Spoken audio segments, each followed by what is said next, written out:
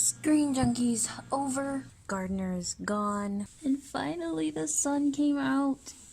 Forgive the lighting, it's horrible, I know, I don't know why it's like this, I mean the sun is out, there are no clouds. I made a thing. I have two characters, Duress and Narrator. They're basically the same person, but they're not very complicated. Not really the same person, there's time travel involved, but yeah, okay, let's get into this.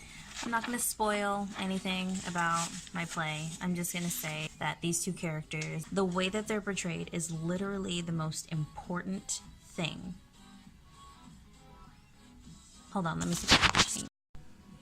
I did it! I fixed the lighting, sort of. Two characters, Narrator and Duress. These two characters are basically the same person. There's a whole bunch of time travel involved. So Narrator is this man who from a child loved theater, loved acting and directing and anything that was associated with theater, he loved it. Found this theater when he was a young boy, orphaned, or not, doesn't matter. He was just there and decided to spend his whole life there. He was raised there, kind of by like the people who work there and the staff and plays. He dedicated his life to this theater from a very young age and made a promise at some point in his 20s or maybe early 30s to never ever abandon this theater. He's kind of in love with the theater. Kind of like how the Doctor from Doctor Who is in love with his TARDIS, like that. Unfortunately, he gets older, and for some strange reason,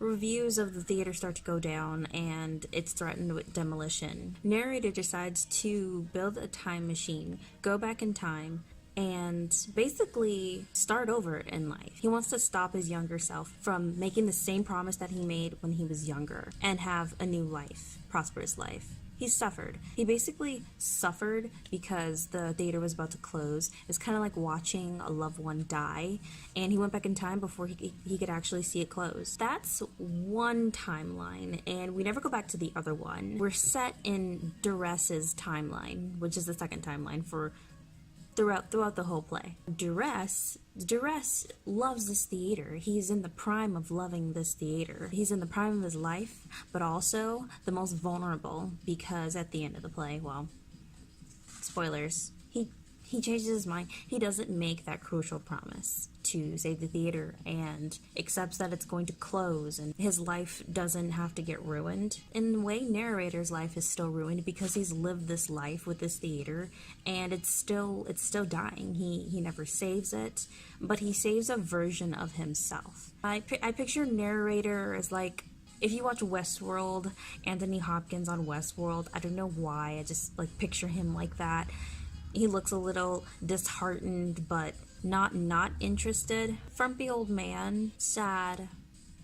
This is an interactive play, and he talks to the audience a few times. Not like a lot, but throughout the play he does address the audience. And when he does this, he's not like his younger self. He's not like Duress. When Duress comes out, it is just big showman. He's in control even when he knows he's not. He's in control. He likes control. He's a control freak. He's very proud of his position, has worked really hard to get there. And when Narrator comes out and addresses the audience, it's kind of like he's already mourning the death of the theater.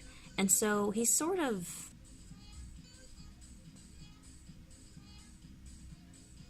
melancholy. Perfect. He's melancholy. That took an abnormally long time. And Narrator is funny, or at least I think I'm funny because I wrote some things that I thought were funny.